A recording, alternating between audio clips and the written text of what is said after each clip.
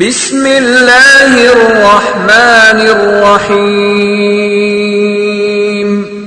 اللہ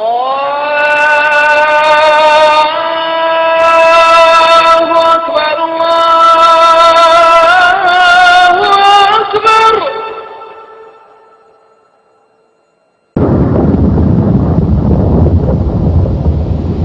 سبحان اللہ والحمد للہ واللہ اکبر سبحان اللہ والحمد للہ واللہ اکبر سبحان اللہ والحمد للہ واللہ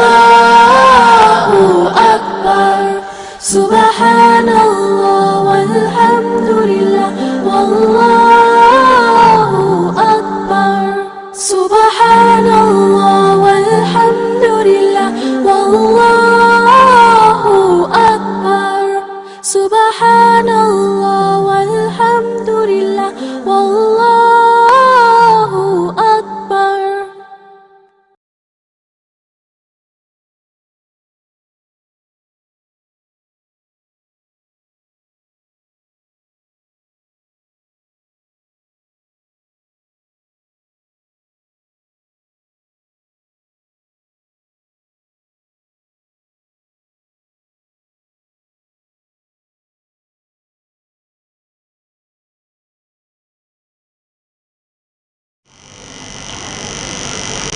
إن الحمد لله الذي نستعينه ونستغفره ونؤمن به ونتوكل عليه ونعوذ بالله من شرور أنفسنا ومن سيئات أعمالنا من يهده الله فلا مضل له ومن يضلله فلا هادي له وأشهد أن لا إله إلا الله وأشهد أن محمدا عبده ورسوله أما بعد فإن خير الحديث كتاب الله وخير الهدي هدي محمد صلى الله عليه وسلم وشر الأمور محدثاتها وكل محدثة بدعة وكل بدعة ضلالة وكل ضلالة في النار. قال الله تعالى في القرآن المجيد والفرقان الحميد اعوذ باللہ من الشیطان الرجیم ان بطش ربک لشدید ربی اشرح لی صدری ویسر لی امری واحلل عقدۃ من لسانی یفقهوا قولی ربی زدنی علما آمین رب العالمین. تمام تعریفیں بزرگ کی بڑائی کبریائی اس رب غالب مولا کے لیے جو تمام جہانوں کا پالنہار مدبر مشکل کشا حاجت روا، جس کی ذات میں کوئی شکوہ نہیں، جس کی دانش میں کوئی شکایت نہیں، بل خطا سے لا ریب ہے.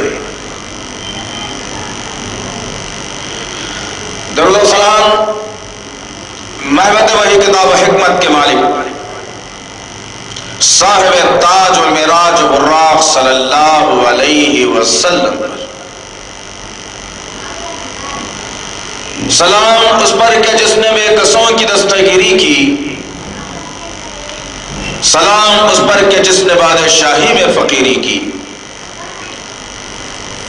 سلام اس پر کہ جس کے پاس نہ چاندی تھی نہ سونا تھا، سلام اس پر کہ تکیہ خاک اور چٹائی جس کا بچھونا تھا.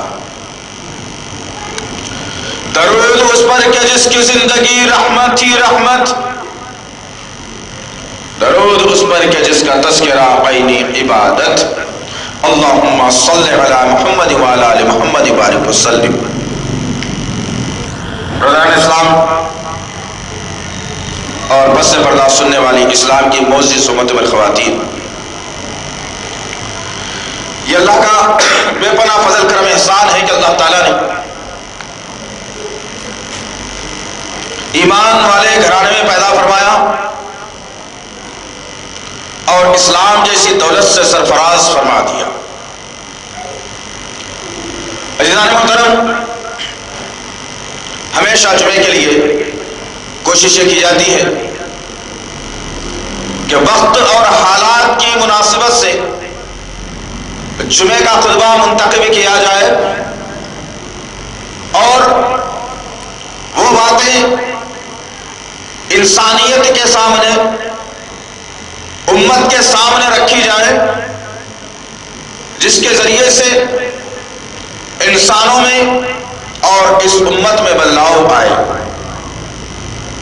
اس لیے اللہ رب العزت نے تمام مخلوقات میں انسان کو اشرف المخلوقات بنایا، اس لیے کہ عقل کا جہاں تک تعلق ہے، ایک جانور کے پاس بھی عقل ہے کہ کوئی جانور اگر کسی کا پالتو ہو تو اس کی عقل کام کرتی ہے، اور کوئی دوسرا آدمی اس کے سامنے آتا ہے تو جانور بھربھلا اٹھتا ہے، غصے میں آ جاتا ہے، لیکن اس کا مالک جب اس کے سامنے آ جاتا ہے تو وہ اپنے دم کو ہلاتے ہوئے اس کے قدموں میں اپنے سر کو رکھ دیتا ہے۔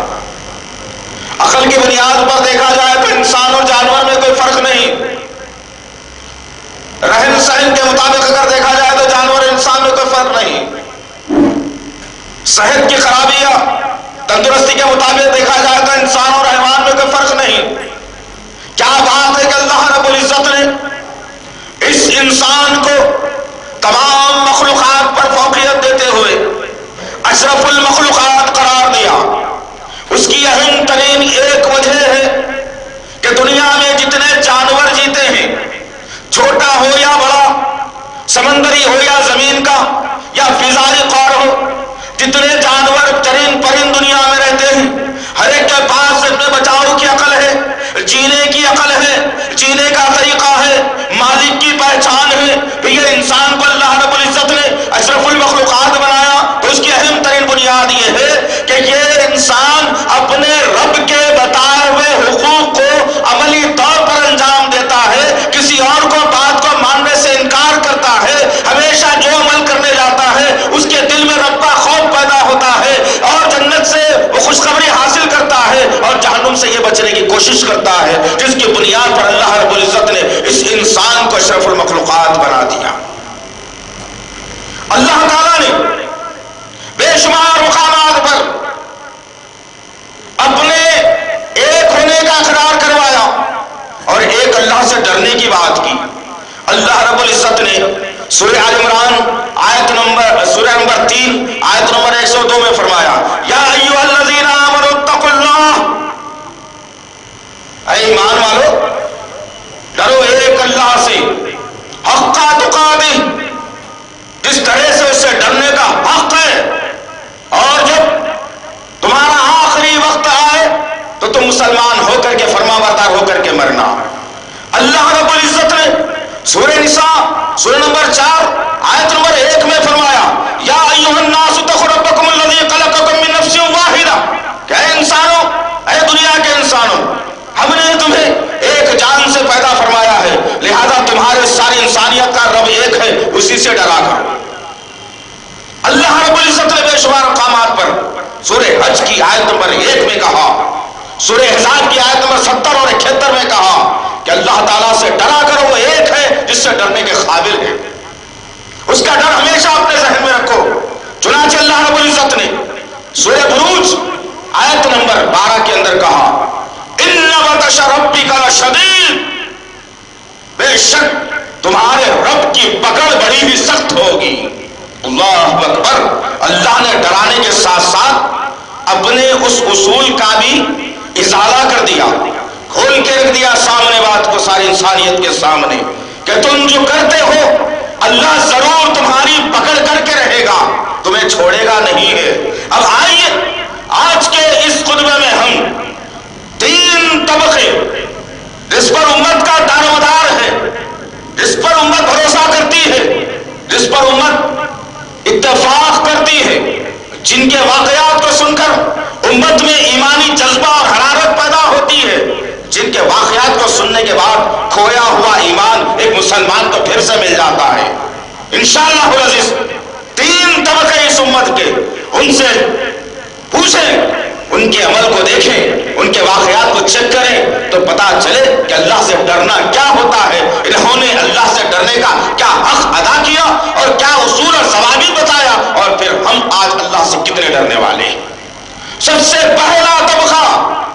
انبیاء کا طبقہ اس کائنات کے اندر نوح علیہ السلام سے لے کر اللہ رب العزت نے میرے اور آپ کے آقا محمد صلی اللہ علیہ وسلم تک ایک بڑی نبوت والی جماعت کو دنیا میں بھیجا. ہر نبی نے آیا اور ہر نبی اپنے امت کے سامنے یہی بتایا کہ ایک اللہ ہے جس سے ڈرا جانا چاہیے.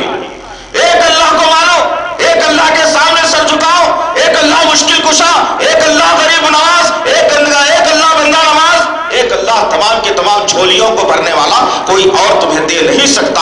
اس ایک اللہ سے ڈرنے کا نعرہ تمام کے تمام انبیاء نے لگایا, جس کا آخری نعرہ میرے اور آپ کے آقا محمد صلی اللہ علیہ وسلم نے بھی اپنی قوم کے سامنے رکھ کر کے کہا, قولوا لا الہ الا اللہ تفلحون. کہہ دو اے لوگوں, نہیں ہے کوئی معبود عبادت کے لائق, ریاضت کے لائق, ماننے کے لائق, ڈرنے کے لائق ایک اللہ کے دوسرا اور کوئی نہیں ہو سکتا. میرے اور آپ کے آقا نے بھی یہی پیغام اپنے قوم کے سامنے دیا. اب آئیے, میرے اور آپ کے آقا محمد صلی اللہ علیہ وسلم جب لوگوں کے سامنے یہ بات کو رکھتے تھے تو خود اللہ سے کتنا ڈرا کرتے تھے.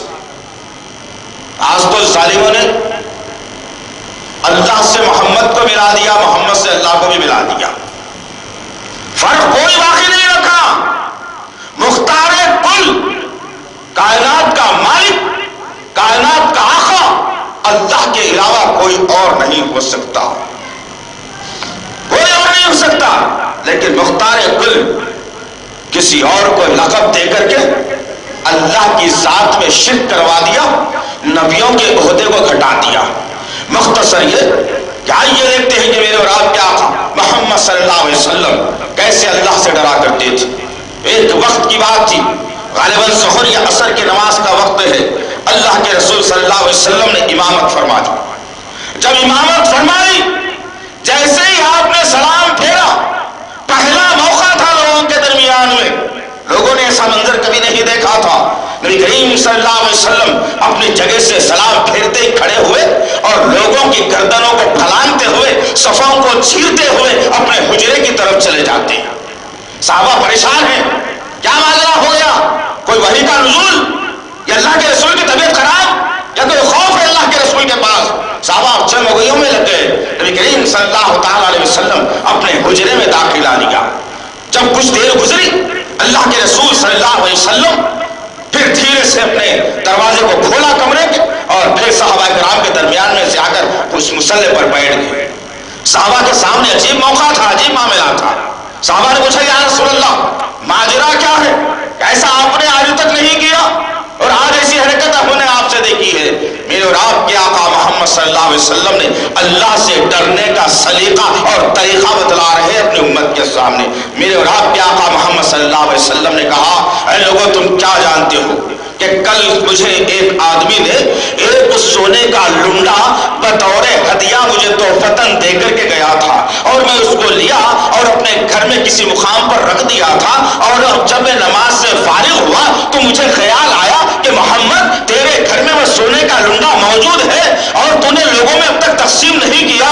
تو میرا دل دھڑکنے لگا, میں سوچنے لگا کہ محمد کے ہاتھ سے یہ جو ہے سونے کا ٹکڑا لوگوں میں پہلے تقسیم ہو جائے گا کہ محمد کو بہت پہلے آ جائے گی. اللہ اکبر, اتنا خوف رب کا محمد صلی اللہ علیہ وسلم کے سینے میں موجود ہے, اتنا خوف جس کو اللہ رب العزت نے رحمت العالمین بنایا, جس کو اللہ رب العزت نے شافع محشر بنایا, جس کو اللہ رب العزت نے محسن انسانیت بنایا, جس کو اللہ تعالیٰ نے امام الانبیاء بنایا, جس کو اللہ رب العزت نے مالک حوض کوثر بنایا. تمام کے تمام القابات کسی نبی کے ذمے جاتے ہیں تو وہ میرے اور آپ کے آقا محمد صلی اللہ علیہ وسلم کے ذمن میں جاتے ہیں. لیکن اتنی پیاری شخصیت اللہ سے اتنا خوف کھا رہی ہے کہ میرے گھر میں یہ چیز موجود ہے, یہ میں پہلے جو ہے اس کو بیچ دوں, نکال دوں گا, لوگوں میں تقسیم کر دوں گا, یا پھر مجھے موت پہلے آئے گی. تو جب مجھے موت آئے گی تو میرا رب اس کے عوض میں میری پکڑ کر لے گا. اللہ اکبر. غور کرو عزیزان محترم, یہ اللہ سے ڈرنے کا ایک اعلیٰ اور افسانوی ایک مثال ہے کہ میرے اور آپ کے آقا نے عملی طور پر لوگوں کے سامنے بتا دیا کہ اللہ سے کیسے ڈرا جاتا ہے, کیسے خوف کھایا جاتا ہے, کیسے اللہ سے ڈر کر جینے کا سلیقہ ہمارے اندر پیدا ہوتا ہے. اللہ اللہ, یہ چیزیں اگر ہمارے اندر پیدا ہو تو انشاءاللہ پھر دیکھنا کہ مسلم معاشرہ کیسے اپنے آپ کو سدھار لے گا۔ نعرے لگانا تو آ گیا نبی کی شان میں، نبی کے نام پر چینے مٹنے کرنے کی باتیں تو آ گئی، نبی کے شان میں کوئی گستاخی اگر کرتا ہے تو اس کی گردن اڑانے کی بات تو آ گئی۔ لیکن افسوسناک بات یہ ہے کہ جب عمل کرنے کی باری آئی، جب اللہ کے رسول کی سیرت اور اسوا کو اپنانے کی باری آ گئی، جب نبی کے طریقے کو لینے کی باری آ گئی، تو ذرا میں اور آپ اپنے سینوں پر ہاتھ رکھ کر کے سوچیں کہ ہم کتنا اپنے رب سے ڈرتے ہیں اور کتنا ڈر کر کے ہم نبی کے عمل پر ہو عمل کرنے کی کوشش کرتے ہیں۔ غیروں کے طریقوں کو اپنانا، غیروں کے اصولات کو اپنا لینا، وہ عمل، وہ بات، وہ سلیقہ، وہ طریقہ جو نبی نے نہ بتایا ہو، آج امت کرتے ہوئے فخر محسوس کرتی ہے، آج امت فخر محسوس کرتی ہے۔ افسوس کی بات ہے عزیزان محترم، نبی کریم صلی اللہ تعالی علیہ وسلم نے فرمایا کہ اگر کوئی آدمی وہ طریقہ اختیار کرتا ہے جس پر ہمارا حکم نہ ہو، یا دوسری قوموں کے طریقوں کے مشابہت اختیار کرتا ہے، تو اللہ تعالیٰ اس کا شمار اسی قوم میں کر دے گا۔ اور کرنے کی بات ہے، یقین کرتے ہو نبی کی بات پر؟ یقین ہے نبی کے اوپر؟ ہر مسلمان دو ہاتھ اٹھا کر کہے گا کہ ہاں مجھے بھی یقین ہے، مجھے بھی یقین ہے، میں نبی کو مانتا ہوں تبھی تو مسلمان ہوں۔ زبان سے کہہ دینے سے مسلمان نہیں ہو جاتا آدمی، عملی طور پر کرنا پڑے گا، عملی طور پر عملی جامہ پہنانا پڑے گا، نبی کی باتوں کو معاشرے میں پھیلانا پڑے گا خود عمل کرتے ہوئے، تب جا کر کے سمجھ میں آئے کہ اسلام بھی کیا ہے اور نبی سے محبت بھی کیا ہے۔ اور آج کیا معاملہ ہے، عید غیروں کی، طریقہ غیروں کا، مسلمان جذبہ دکھا رہا ہے۔ افسوس کی بات، شرم آنی چاہیے، اس آسمان کی طرف دیکھنے سے پہلے، اس پتنگ کو اپنی ہاتھ میں پکڑنے سے پہلے، اس ڈور کو چھوڑنے سے پہلے کہ تمہاری نگاہ کدھر جا رہی ہے، اس آسمان کی طرف جا رہی ہے جہاں رب اپنے عرش پر بیٹھا ہوا ہے، اور تم اس زمین پر غیروں کے طریقے کو اختیار کرتے ہو اور اس پتنگ کو تم ہوا میں اڑا دیتے ہو اور وہ سمجھتے ہو کہ میرا کچھ وقت ایسے ہی گزر رہا ہے، گویا کہ تم رب کی طرف دیکھ کر کے چیلنج کر رہے ہو کہ اے رب، میں تیری طرف دیکھ کر غیروں کے طریقے کو اختیار کر رہا ہوں، نہ میں نبی سے محبت کرتا ہوں، نہ میں تجھ سے ڈرتا ہوں، چاہ جو کر لینا ہے تو کر لے، اور کرو۔ رب کو چیلنج کر رہے ہو تم عملی طور پر، رب کو چیلنج کر رہے ہو تم۔ کہاں ہے تمہارا اسلام؟ کہاں ہے تمہارا اسلام؟ کیا کبھی تم نے دیکھا ہو کہ رمضان کے موقع پر یا بقرعید کے موقع پر یا کبھی جمعے کے موقع پر، ارے چلو بھائی بہت دن سے ہم مسلمانوں کے ساتھ بھی رہتے ہیں، تو چند غیر مسلم بھائیوں نے آ کر کے یہ کہا ہو کہ چلو آج آپ کے ساتھ ہم بھی جمعہ پڑھ لیں گے، کسی نے کہا ہے ایسا؟ کہا ہے کسی نے؟ ذرا ضمیر کو جھنجھوڑو یار، اپنے گریبانوں میں منہ ڈال کے سوچ لو تو صحیح کہ کتنے پرسنٹ کے میں اور آپ آج مسلمان ہیں۔ کیا کبھی ہوا ہے ایسا؟ ہرگز نہیں ہوا ایسا، کسی نے نہیں سوچا ایسا، لیکن مسلمان ضرور سوچتا ہے کہ چلو ہوگا کیا، 2-4 گھنٹے تو ایسے ہی جائیں گے، اس میں فرق کیا پڑنے والا ہے؟ کیا میں پوجا تھوڑا ہی کر رہا ہوں؟ کیا میں خدا تھوڑا ہی مان رہا ہوں؟ ارے تب بھی تو نے یہ نہیں سوچا کہ رب تیرا تجھے کیا حکم دے رہا ہے۔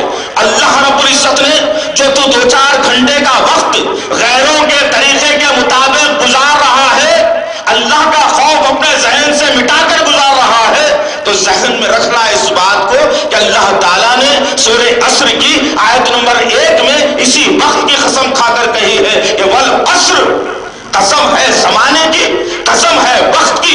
اللہ تعالیٰ وقت کی قسم کھا کر کوئی چیز بیان کر رہا ہے تو وقت کی کتنی بڑی اہمیت ہوگی۔ رب وقت کی قسم کھا کر لوگوں کو احساس دلا رہا ہے، لیکن مسلمان کے گھنٹوں چبوتروں پر بیٹھ کر، پان کے ڈبوں پر بیٹھ کر، دیواروں پر بیٹھ کر، دیواروں پر بیٹھ کر، گاڑی میں گھوم کر، دیوان خانے میں بیٹھ کر، دوست کی شادی میں ناچ کر، ہر جگہ پر بیٹھ کر گھنٹوں کے گھنٹوں مسلمان صرف کر رہا ہے اور اللہ کے حکم کی پابندی کرتا ہی نہیں۔ ڈر کس کا ہے تمہارے پاس؟ معاشرے کا ڈر ضرور ہے، خاندان کے کسی بزرگ کا ڈر ضرور ہے، اور تو اور یہ ہو گئی المیہ کہ ڈرنا تھا اس رب سے۔ اگر تو ایک پہاڑ کی گوی میں دنیا کی مشینری تجھے نہ ڈھونڈ پائے، وہاں پر بھی رب تیرا تجھ پر نگاہ رکھا ہوا ہے. یہ یقین کرنے کی ضرورت ہے، یہ رب کا خوف ذہن میں پیدا کرنے کی ضرورت ہے. ہر عمل کرنے سے پہلے نیل و آسمان کی طرف ذہن دل دماغ کو لے جانے کی ضرورت ہے کہ دنیا کا کوئی بشر، کوئی عورت، کوئی مرد مجھے نہ دیکھ رہا ہو صحیح، میرا رب تو مجھے دیکھ رہا ہے میں جو عمل کر رہا ہوں. کیا یقین ہے مسلمانوں کے پاس؟ گھنٹوں کے گھنٹوں مسلمان بیکار کے فضولیات میں گزار رہا ہے، اس کے باوجود کہتا ہے کہ میں رب سے ڈرتا ہوں. کہاں ڈرتا ہے رب سے؟ کہاں ڈرتا ہے مسلمان رب سے؟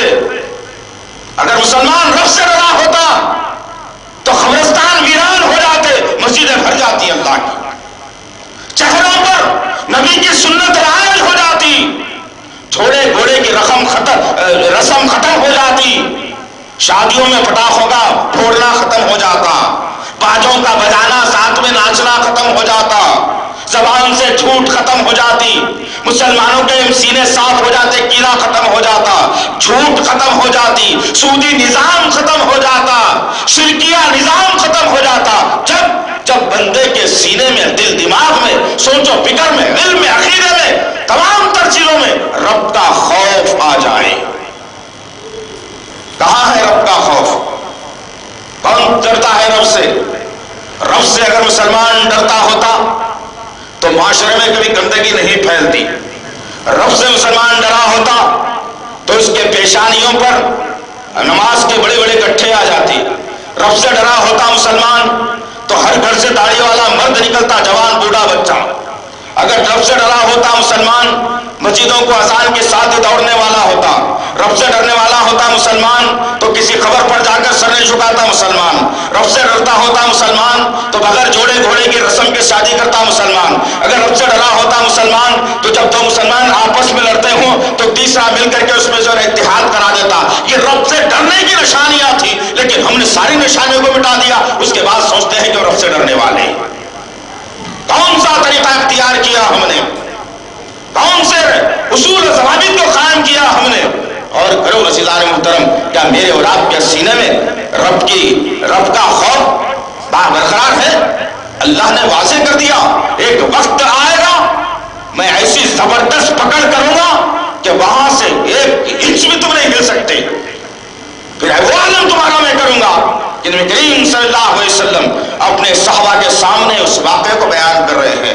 حضرت انس بن مالک رضی اللہ تعالیٰ عنہ روایت کرتے ہیں، صحیح بخاری اور مسلم کا ٹوٹ روایت ہے.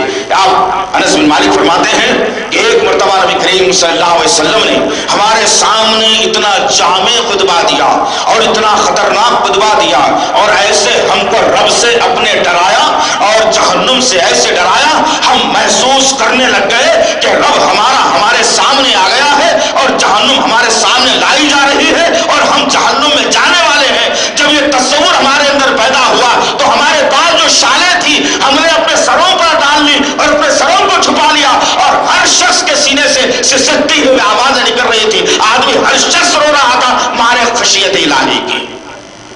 اور کتنا ڈرایا جائے اس قوم کو یارو. عجیب فلسفہ ہے اس قوم کا. ڈر کس کا آ گیا؟ اس لیے کہ ہماری تربیت ہی غلط انداز میں ہوئی، اس لیے ڈر اللہ کا ختم ہو گیا. بچہ رینگ کر چراغ کی جانب جاتا ہے چھوٹا سا تو اس کو آگ سے ڈرایا جاتا ہے کہ بڈھا ہے بڈھا کاٹ لے گا بھائی، اور بچہ بڈھے سے ڈرنے والا بن گیا. اور ذرا بڑا ہوا، چلنے کے قابل ہوا تو ماموں چچا نانا دادا کا خوف بٹھایا گیا کہ دیکھو ماموں آئیں گے تمہیں ماریں گے بیٹا، نہیں کرنا ایسا. اور ذرا بڑا ہوا، زبان سے گالی دے دی تو باپ کا خوف بٹھا دیا گیا کہ ابو آئیں گے تمہیں ماریں گے. گالی دیتا ہے اب ماریں گے ابو تمہیں. غرض کے پرورش سے لے کر ہوش سنبھالنے تک اللہ کی طرف کبھی انگلی کر کے کسی ماں یا باپ نے نہیں بتایا دیکھو بیٹا غلطی کرو گے تو وہ رب ہے تمہارا، وہ رب تمہاری پکڑ کرنے والا ہے. دیکھو بیٹا ادھر گالی نہیں دینا چاہیے، بری بات ہے، رب تمہاری پکڑ کرنے والا ہے. دیکھو بیٹا بری بات نہیں کرنا، گالی نہیں گانا ہے، تم چھوٹے ہو، رب تمہاری پکڑ کرے گا. اگر تم یہ تربیت اگر کرتے ہوتے اپنی اولاد کی، یا ہماری تربیت ایسے معاشرے میں اگر ہوتی تو پھر یاد رکھنا کہ رب کا خوف ہمارے سینوں میں ہوتا. ڈرایا گیا مادی وسائل اور مادی چیزوں سے، جس کی بنیاد پر بڑا ہونے کے بعد ایک بچہ اگر نوجوان مرد یا عورت ڈرتی ہے تو اپنے باپ سے ڈرتا ضرور ہے، اپنے دادا سے ضرور ڈرتا ہے، اپنے ماموں سے ضرور ڈرتا ہے، اپنے چچا سے ضرور ڈرتا ہے، اور ڈرتا ہے تو محلے میں کوئی طاقتور یا پیسے والی شخصیت اگر ہو تو اس سے بھی ڈرتا ہے۔ اب تو خوف کا عالم یہ ہو گیا ہے کہ رب کیا ڈرا رہا ہے، رب کیا کہہ رہا ہے،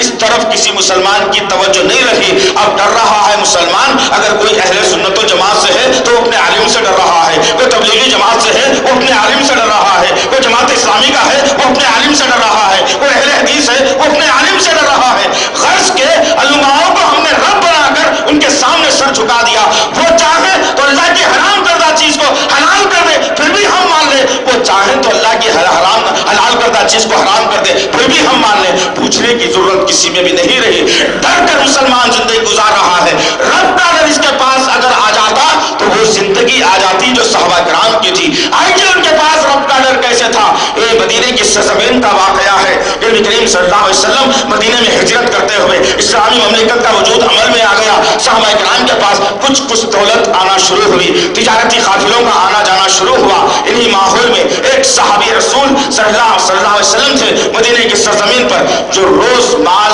اپنے خچر پر باندھ دیا کرتے اور دور دراز کے گاؤں میں جاتے، جو ان کے پاس اشیاء ہوتی اس کو فروخت کرتے، اور اتنا فروخت کرتے حساب کر کے دیکھ لیتے کہ دن میں 2 بج رہے ہیں اور میرا سارے کا سارا آج کا چیلے کا سامان مجھے مل گیا ہے، اب میری آج کی ضرورت مکمل ہونے والی ہے اس فائدے سے، اب اور میں تجارت میں وقت نہیں لگاؤں گا۔ یہ کہتے اور واپس آ جاتے۔ روز کا یہ معاملہ تھا، جتنی پونجی ان کی اصل تھی بچا کر کے رکھتے، جو فائدہ ہوتا اپنے بیوی بچوں میں خرچ کر کے زندگی گزارتے۔ ایک موقع ایسا آ گیا ان کے پاس کہ اس وقت لوگ خریدار زیادہ دور دور سے آ گئے اور مال زیادہ بکنا شروع ہو گیا اور لوگ زیادہ خرید لیے، تو اس دن انہوں نے پیسوں کو وہاں پر نہیں گنا بلکہ گھر آ کر کے انہوں نے اپنے پیسوں کو گننا شروع کر دیا، جتنی اصل پونجی تھی نکال لیا، اور وہ مال جو ان کے پاس بچا ہوا تھا اس کو گنتے ہوئے ان کے ماتھے پر اور ان کے جسم پر پسینہ آنا شروع ہو گیا۔ یہ گنتے گنتے ان پیسوں کو رکھ دیا اور اپنے جو ہے جگہ سے اٹھے اور آنگن میں ٹہلنا شروع کر دیا۔ پریشانی کا عالم ہے، ماتھے سے پسینہ، بالوں میں پسینہ، جسم تھرا رہا ہے، عجیب سی کیفیت ہے، آنگن میں ٹہل رہا ہے بندہ۔ بیوی نے منظر کو دیکھا اور پوچھا کیا معاملہ ہے، بتاؤ تو صحیح، کوئی مسئلے کا حل میں بھی بتاؤں تمہیں۔ آدمی کہتا ہے میرے ہاتھ پہ چھوڑ دو، تم نہیں جانتی میرے ساتھ کیا ہوا ہے۔ وہ آدمی ٹہلنے لگا ادھر سے ادھر، بیوی پھر آ کر کے جھنجھوڑتی ہے، مرد ہاتھ کو پھر چھڑا لیتا ہے۔ تیسری مرتبہ بیوی نے آ کر کے کہا کہ ذرا بتاؤ تو صحیح جی، ہوا کیا ہے معاملہ آخر، اتنی پریشانی کا عالم، صحت تو اچھی ہے تمہاری، کھانا پینے میں کوئی کمی؟ وہ شخص کہتا ہے کہ کیا بتاؤں، آج عجیب سا میرا درپیش آیا ہے، اللہ کا خوف میرے سینے میں پڑ رہا ہے، اب پتہ نہیں میرا کیا عالم ہونے والا ہے۔ بیوی نے ڈھارس بندھائی اور اطمینان سے بلا کر بٹھایا اور شوہر سے سوال کرتی ہے، پوچھتی ہے کہ ماجرا کیا ہے بتاؤ۔ وہ شوہر تمام داستان بیان کرتا ہے، کہتا ہے کہ میں روز اتنا مال لے جاتا تھا اور اپنے جتنے خرچ کے پیسے ہوتے میں اتنا منافع کے لیے بیچ دیتا اور باقی کا سامان میں واپس لا لیا کرتا تھا، لیکن آج اللہ تعالیٰ نے اتنی برکت میرے مال میں دے دی ہے کہ اب مجھے یہ سمجھ نہیں آ رہا ہے کہ آج خرچہ کرنے کے بعد جو مال بچائے گا وہ میرے گھر میں کیسے رہے گا۔ اگر وہ مال میرے گھر میں رہے گا اور اللہ کی قسم مجھے موت اگر آ جائے گی تو اللہ تعالیٰ میرے بچے ہوئے اس مال سے مجھ سے سوال کرے گا تو میں اللہ کی بارگاہ میں کیا جواب دوں گا۔ یہ خوف تھا، بل رہا تھا اس انسان کے جسم میں، پریشان تھا۔ بیوی نے کہا پریشان مت، اس کا حل ہے میرے پاس۔ جب اتنا ڈر تمہارے سینے میں رب کے بارے میں ہے، میں بھی رب سے ڈرنے والی ہوں۔ اس وقت کی عورتیں بھی تو ایمان والی تھی، ان کو معلوم تھا شوہر کی پریشانی کیا ہوتی ہے، شوہر کتنا میری دیکھ بھال کرتا ہے، شوہر مجھے کتنا چاہتا ہے، ایمان ان کے سینوں میں بھی تھا۔ عورت نے کہا بیٹھ جاؤ، اس عورت نے کہا کتنا مال اصل پونجی کا ہے نکال لو اور روز کتنا فائدہ ہوتا تھا اس کو بھی نکال لو۔ جب وہ نکال لیا گیا، جو بچا ہوا جو مال تھا، بیوی نے کہا مجھے معلوم ہے ہمارے محلے میں کتنے گھر ایسے ہیں جن میں فاقہ کشی چلتی ہے، 2-3 دن تک جو کھانا نہیں کھاتے، چولہا نہیں جلتا، مفلسی کی زندگی ہے، کیوں نہ ہم ایک کام کریں، ان پیسوں کو کچھ پوٹلیوں میں تقسیم کر دیں اور رات جب ہو جائے، تمام انسان جب سو جائے معاشرے کے، ہم دونوں نکلیں گے اور مجھے وہ گھر معلوم ہے جہاں है, अब उनकी चौखटों के सामने इन पैसों को रख देंगे, जब वो सुबह में उठेंगे तो उनको पता भी नहीं चलेगा कि ये पैसे किसने रखे हैं और उनकी मदद भी हो जाएगी। अल्लाह अकबर। अरे गौर करो यार, कैसे ईमान वाले थे, कैसा उनके पास रब का खौफ था, कैसे वो लोग रब से डर कर जिंदगी गुजारने वाले थे। बीवी के मशवरे पर शौहर ने रजामंदी का इजहार किया और कहा चलो ये पोटलियां बनाओ और तमाम के तमाम घरों के पास हम रख देंगे इसे। रात का प्रोग्राम तय हुआ और तमाम घरों के सामने पोटलियों को रख दिया गया। सुबह फजर की अजान बुलंद हुई, लोग नमाज से वापिस हुए तो देखते क्या है, रोशनी के अंदर कुछ पोटलियां रखी हुई हैं। हर आदमी अपने दरवाजे के पास से पोटली उठाया और देखता क्या है कि उसके अंदर कुछ दिनार और दिरहम रखे हुए हैं। लोग खुशी खुशी लिए और सारे मोहल्ले के अंदर ये मामला हुआ कि कैसे हमारे घरों तक किसने ये पैसे पहुंचाए हैं। और ये अल्लाह की रजा के लिए काम करने वाले लोगों ने अपने चेहरे पर खुशी का इजहार तक नहीं किया ताकि लोगों को नामालूम हो जाए कि ये अमल हमने किया है। ये था उनके पास रब से डरने का मेयार। आज क्या मामला है मेरा और आपका, जरा गौर करो। माशरे में सबसे ज्यादा दौलतमंद मैं कहलाऊं, उससे ज्यादा कोई नहीं रहना। खानदान का सबसे पहले पैसा वाला मैं रहूं, कोई और नहीं रहना। खाह माशरे में कितने ही फकीर गरीब गुरबा लोग मुफलिसी की जिंदगी गुजारते रहे, मैं अपने घर में अच्छा खाना खाने का आदी बन जाऊं। कहां है रब का खौफ? कौन डरता है रब से? कौन डरता है रब से? कौन खौफ खाता है अल्लाह से? हर अमल से पहले सोचो, जबान हिलाने से पहले सोचो, हाथ हिलाने से पहले सोचो, किसी के बारे में जहरीली प्रोग्रामिंग बनाने से पहले सोचो कि दुनिया में तुम बच जाओगे लेकिन आखिरत में रब की पकड़ से कोई नहीं बचने वाला है, कोई नहीं बचने वाला है। ये थी नबी की सोहबत का असर, जिनके पास नबी के अमल की बड़ी अहमियत थी, जिन्होंने नबी जामा पहना कर सारी दुनिया को दर्श दिया कि हम हैं रब से डरने वाले। आज किससे डराया जा रहा है? मुसलमानों को। अब जो महीना चल रहा है, इस महीने से मुसलमानों को डराया गया। अजीब सा फलसफा है। नबी करीम सल्लल्लाहु अलैहि वसल्लम ने कहा, ना सफर में नहुसत है, ना घोड़े में नहुसत है, ना उल्लू में नहुसत है। अल्लाह के रसूल ने वाज़ेह कर दिया, लेकिन मुसलमान हैं कि सफर के महीने से इतना डर गए हैं कि शादी ब्याह का मामला रोक दिया जाता है, कोई नया कारोबार रोक दिया जाता है, तिजारत करना रोक दिया जाता है, लेकिन एक चीज जरूर आई तो जरूर लिया भी जाता है।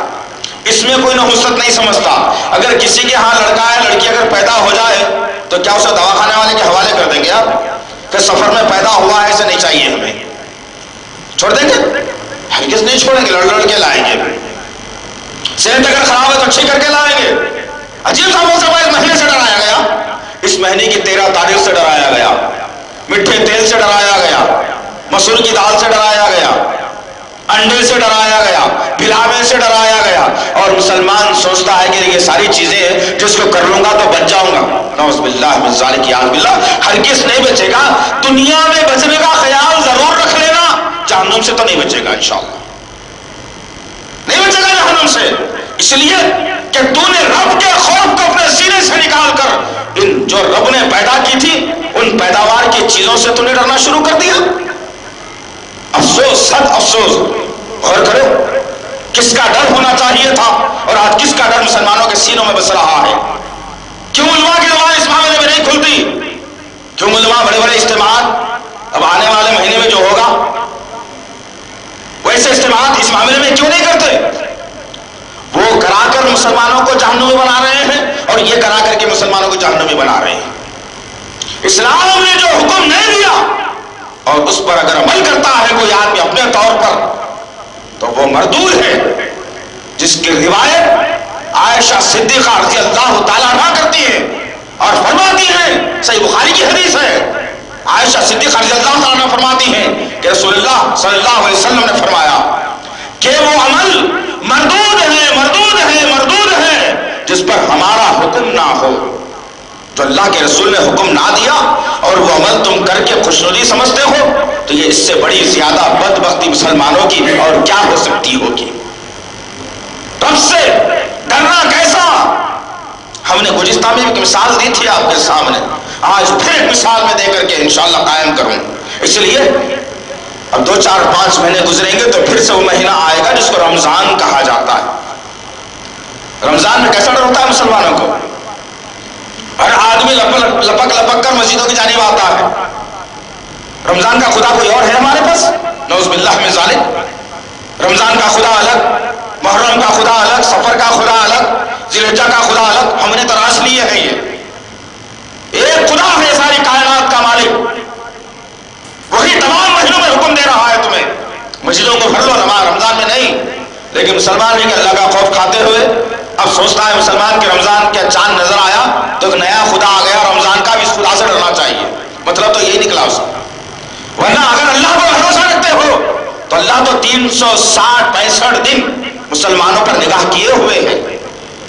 لا تأخذوہ سینۃ ولا نوم، نہ اسے اونگ آتی ہے نہ اسے نیند آتی ہے. وہ رب ہے جو کائنات کو نظر رکھے ہوئے ہے. اور تم کدھر بہ کے جا رہے ہو؟ کدھر بہ کے جا رہے ہو تم؟ آج مسجدیں ویرانے کا شکوہ کر رہی ہیں، رمضان میں تنگ دامنی کا شکوہ کرتی ہیں. افسوس، یہی مسلمان، یہی محلہ، یہی لوگ، کوئی اور بڑھنے والے نہیں ہے. اللہ تعالیٰ فرشتوں کو انسانی شکل میں دے کر مریضوں کو بھرنے نہیں بھیجتا. اسی علاقے کے مسلمان رہتے ہیں مسجدوں کو بھر دیتے ہیں. جب مسجدیں بھرتی ہیں آج ویران. افسوس کا پہلو ہمارے ذہنوں میں اللہ کا خوف نہ ذہنی طور پر رہا، نہ علمی طور پر رہا، نہ سوچنے کے طور پر رہا، نہ عملی طور پر رہا. پھر بھی مسلمان برقرار ہے الحمدللہ. اب آئیے ایک طبقے کو ہم نے دیکھا انبیاء کے جنہوں نے ایک رب سے ڈرایا. دوسرے طبقے کے واقعے کو سنا ہم نے صحابہ کرام میں سے ایک واقعہ، زیادہ دور نہیں. تیسرا اور ایک طبقہ ہے جس کو مسلمان اللہ سے، رسول سے، صحابہ سے بھی زیادہ معتبر مانتا ہے.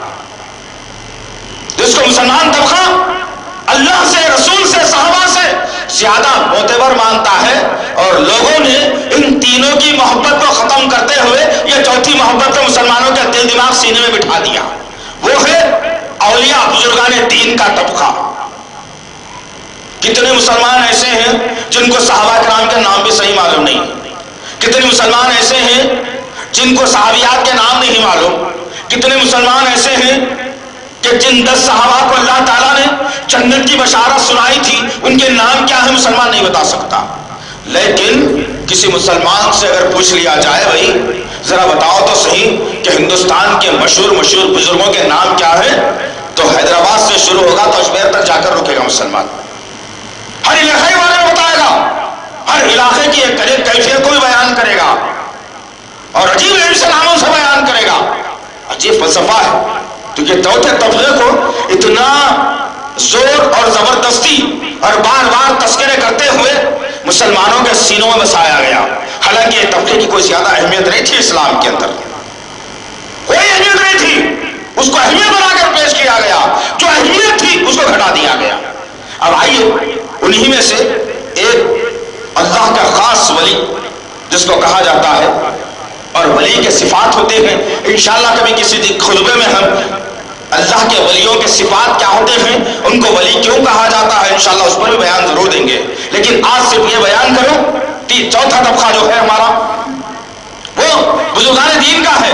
ان میں سے ایک شخصیت جس کے اصلی نام سے لوگ واقف ہی نہیں ہیں، اصلی نام سے بہت کم واقف ہوں گے. زیادہ تر لوگ تو انہیں غوث اعظم دستگیر کہتے ہیں. یہ کہہ دیا جائے تو مسلمان سمجھتا ہے کہ ہاں کسی کے بارے میں بولا جا رہا ہے. اگر ان کا اصلی نام سنا دیا جائے شیخ عبد القادر جیلانی نے کہا تو سوچیں گے کہ بھئی یہ کوئی نیا پیدا ہو گیا. یہ حال تو مسلمانوں کا ہے، اس لیے کہ ہر ڈپلیکیٹ نام زیادہ مشہور ہو گیا لوگوں کے پاس. اصلی ناموں کو مسلمانوں نے بھلا دیا. اس لیے اصلی نام کیسے بلا دیا اس کی بھی ایک مثال ہے. لوگ ڈرتے ہیں محمد صلی اللہ علیہ وسلم بولنے کے لیے. کوئی کہتا ہے حضور نے فرمایا تھا، نعوذ باللہ من ذالک. یہ حضور کا لفظ کسی قرآن کی آیت حدیث میں نہیں ملتا، کسی کے سامنے نہیں ملتا ایسا. لیکن مسلمانوں نے اصلی نام کو چھوڑ دیا اور دوسرے ڈپلیکیٹ نام کو لے کر کے چلنا شروع کر دیا. تو مختصر یہ کہ شیخ عبد القادر جیلانی رحمۃ اللہ علیہ جن کی زندگی کا 80% حصہ ان رافضیوں کے مخالفت میں جہاد کرتے ہوئے گزر گیا تھا. رافضیت کو میٹنے کے لیے جس نے اپنی زندگی کو داؤ پہ لگا دیا وہ ہے شیخ عبد القادر جیلانی رحمۃ اللہ علیہ. ولیوں کا سلسلہ جہاں سے شروع ہوتا ہے، سب سے نمبر 1 ولی جس کو کہا جاتا ہے، پہلا آدمی جس کو اللہ نے ولی کے طور پر چنا، شیخ عبد القادر جیلانی رحمت اللہ علیہ۔ ان کے سینے میں اللہ کا خوف کیسا تھا، واقعات بھرے پڑے ہیں، پڑھنے کی ضرورت ہے۔ غنیت الطالبین مشہور کتاب آپ کی لکھی ہوئی، جس کا اردو میں ترجمہ موجود ہے، فتح الغیوب مشہور کتاب شیخ عبد القادر جیلانی نے لکھی، بہترین کتابیں موجود ہیں، لیکن پڑھے کون عزیزان محترم؟ کون پڑھے، کون سمجھے، کس کو سمجھائے؟ جو بیان کر دیا بڑی پگڑی بن کر کے، جو بیان کر دیا ہرا شملہ ڈال کر کے، جو یا رسول اللہ کا نعرہ لگا دیا، وہ جتنی چاہے جھوٹ بولے سچ سمجھنے کے مسلمان۔ یہ ہم نے اصول و ضابطہ بنایا ہے باتوں کو سننے اور سمجھنے کا۔ لباس سے نہیں ہوتا سب کچھ، لباس سے نہیں ہوتا سب کچھ، دلائل سے ہوتا ہے، دلیل سے ہوتا ہے۔ تو شیخ عبد القادر جیلانی رحمت اللہ علیہ کی بہت بڑی تجارت تھی، کہیں کی کپڑے کی تجارت تھی آپ کی، اور سمندری جہاز سے آپ کے کپڑوں کی تجارت ہوتی تھی۔ ایک ملک سے دوسرے ملک کو کپڑے جایا اور آیا کرتے تھے۔ ایک مرتبہ آپ بیٹھے ہوئے اپنے لوگوں کے درمیان میں، ایک آدمی نے آ کر کے کہا، اے شیخ بڑا حادثہ ہو گیا ہے، آپ کے کپڑوں کا جو جہاز جا رہا تھا سمندر میں وہ غرق ہو چکا ہے، ڈوب گیا ہے سمندر کے اندر۔ شیخ عبد القادر جیلانی نے کہا آسمان کی طرف دیکھتے ہوئے، الحمدللہ۔ لوگوں نے پوچھا عجیب سا مسئلہ ہے، اتنا بڑا حادثہ ہوا، الحمدللہ کہا؟ پھر خاموش ہوئے۔ کچھ دیر کے بعد لوگوں نے آ کر کے کہا کہ اے شیخ وہ جو جہاز ڈوبنے کی بات تھی وہ آپ کا نہیں تھا، کسی اور کا تھا، وہ غلط نیوز آپ کے سامنے پہنچی ہے۔ تب شیخ عبد القادر جیلانی رحمۃ اللہ علیہ نے آسمان کی طرف نگاہوں کو اٹھایا اور کہا الحمدللہ۔ لوگ سمجھنے پر مجبور ہو گئے کہ جب جس وقت پریشانی ہوئی پھر الحمدللہ کہا، اور ابھی بھی الحمدللہ کہا۔ پوچھنے پر میں بتایا اس اللہ کے ولی نے کہ کیا ماجرا ہے، جبھی بھی کہا الحمدللہ، اور جب ملنے کی خوشی ملی تو بھی کہا الحمدللہ۔ ماجرا کیا ہے؟ تو شیخ عبد القادر جیلانی رحمۃ اللہ علیہ نے کہا کہ جس وقت جہاز ڈوبنے کی اطلاع مجھے ملی تو میں اپنے ضمیر کو چیک کر رہا تھا کہ یہ اللہ کی ذات پر بھروسہ کرنے والا ہے یا نہیں۔ اگر یہ اللہ کی یاد سے غافل ہو رہا ہے، یا اللہ کی ذات سے یہ مکر رہا ہے، تو میں نے دیکھ لیا کہ میرے ضمیر نے مجھ کو آواز دی کہ نہیں ہے شیخ عبد القادر جیلانی، اللہ تیرا نقصان نہیں کر سکتا۔ آواز آئی تو میں نے کہا الحمدللہ، اور اب جب کہ میرا جہاز مجھے ملا ہے تو میں اور اللہ کا شکر ادا کر رہا۔ یہ تھا ان کے پاس اللہ سے ڈرنے کا معیار۔ اور آج کیا معاملہ ہے میرا اور آپ کا؟ ایسی کتنی جادوگروں کی ٹولیاں ہماری وجہ سے چل رہی ہے، ایسے کئی ملاٹے 5-5 روپے کی تعویذ بیچ کر تم سے زندگی گزار رہے ہیں، ایسے کئی قبرستانے جن پر مسلمانوں کے سروں کو جھکا کر جیبوں کو کاٹا اور لوٹا جا رہا ہے۔ کس کا ڈر ہے تمہارے پاس؟ ایک نیمبو کا ڈر آ گیا، ایک لاڑے کا ڈر آ گیا، ایک منو مٹی کے نیچے مردہ دفن اور اس کے اونچے چبوترے کو دیکھ کر اس کا ڈر آ گیا تمہارے پاس۔ افسوس، سر افسوس، کہاں ہے مسلمانی؟ کس کی مسلمانی؟ کون سا مسلمان کون ڈر کر زندگی گزار رہا ہے؟ آئیے ایک اللہ سے ڈرنے والے بن جائیں انشاءاللہ تعالیٰ۔ پھر دیکھیے تو صحیح کہ اللہ تعالیٰ کیسے دروازوں کو کھولتا ہے۔ جب تمہارے ذہنوں میں ادھر ادھر کا ڈر جب بیٹھ گیا تو اللہ تعالیٰ نے دشمنوں کو پیدا کرتے ہوئے تم کو چیلنج کر دیا۔ ایک دشمن جس کا تذکرہ کرنا مجھے بہت ضروری ہے۔ ایسے کئی مسلمان ہیں جو نہ تو اخبارات کی سرخیوں پر نظر رکھتے ہیں، نہ تو الیکٹرانک میڈیا پر جن کی نظر ہوتی ہے، بس صبح سے شام تک لینے اور دینے میں جن کی کھانے میں زندگی گزر رہی ہے یا گھورنے میں زندگی گزر رہی ہے۔ ایک دشمن جو ہندوستان کی سرزمین کا تھا جس کو سلمان رشدی کہا جاتا ہے۔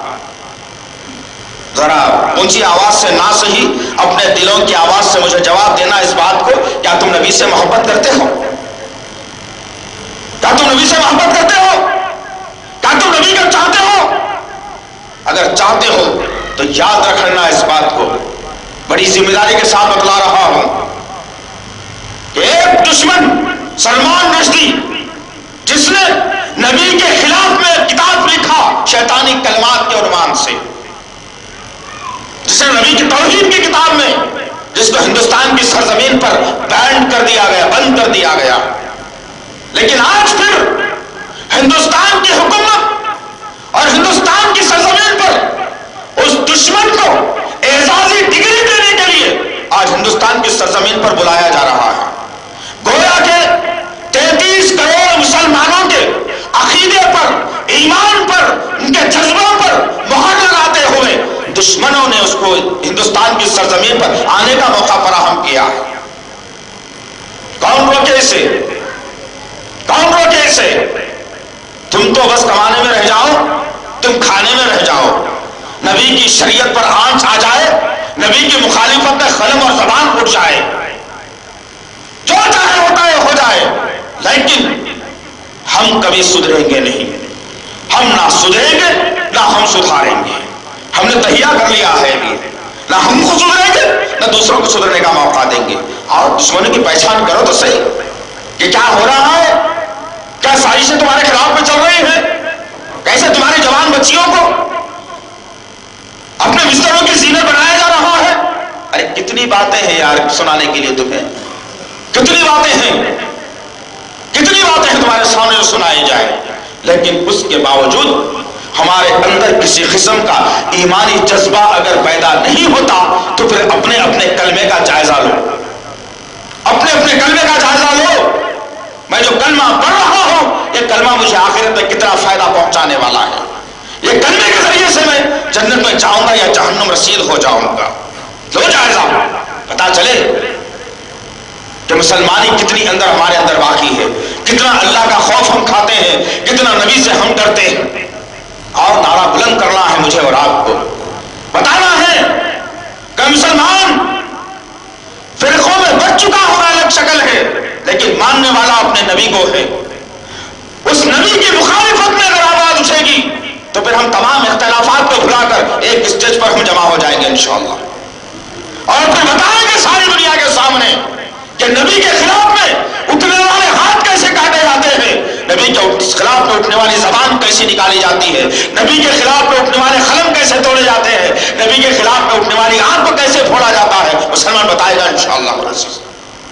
آج شدید ضرورت ہے میرے بھائی، آج شدید ضرورت ہے، حالات بڑی تیزی سے کروٹ لیتے جا رہے ہیں، اور اسرائیلیت جس کا جھنڈا اپنے مقام اپنے ملک سے انشاءاللہ اکھڑنے والا ہے، اب وہ تلاش کر رہا ہے کہ کوئی دوسرا ملک مجھے مل جائے جہاں جا کر کے میں اپنی سازشوں کو انجام دے سکوں، تو اس کا سیدھا سیدھا نشانہ میرے اور آپ کے ملک ہندوستان پر لگ رہا ہے۔ یہ بھی میں کھل کے بتلا رہا ہوں۔ میں آئندہ چند سالوں میں دیکھو گے تم کیا ہوگا تمہارے ساتھ، کیا ہوگا تمہاری نوجوان نسل کے ساتھ۔ ارے آؤ یار، اسلام کی طرف آؤ۔ کب تک یہ دنیا میں پڑے رہو گے تم؟ کب تک یہ دنیا تمہارا ساتھ دے گی؟ کب تک یہ تمہاری جوانی الہڑ پنی میں گزارو گے تم؟ کب تک اپنے رب کو راضی نہیں کرو گے؟ کب تک تم نبی کی سنتوں پر عمل نہیں کرو گے؟ موت کا کوئی وقت مقرر ہے انسان کے پاس؟ موت کا کوئی وقت مقرر نہیں ہے، اس کے باوجود میری اور آپ کی غفلت ہے۔ اللہ سے دعا ہے کہ اللہ رب العزت اللہ کا خوف ہمارے دلوں میں پیدا فرما دے، نبی کی سنتوں کو اجاگر کرنے والا بنا دے، آپس میں اتحاد اتفاق پیدا فرما دے، قرآن پڑھنے والا بنا دے، قرآن پڑھانے والا بنا دے، قرآن دوسروں تک پہنچانے والا بنا دے، نبی کی سیرت پر عمل پیرا ہونے والا بنا دے، 5 وقت مسجدوں کو بھرنے والا بنا دے، چھوٹوں پر شفقت کرنے والا بنا دے، بڑوں کا ادب کرنے والا بنا دے، ماں باپ کی اطاعت کرنے والا بنا دے، ہماری اولاد کو ہماری مطیع فرما بردار بنا دے۔ جب اذان بلند ہو، تجارت کاروبار گھر بار سب چھوڑ کر کے تیری بارگاہ کی طرف آنے والا ہمیں بنا دے۔ سبحان ربک رب العزت عما یصفون۔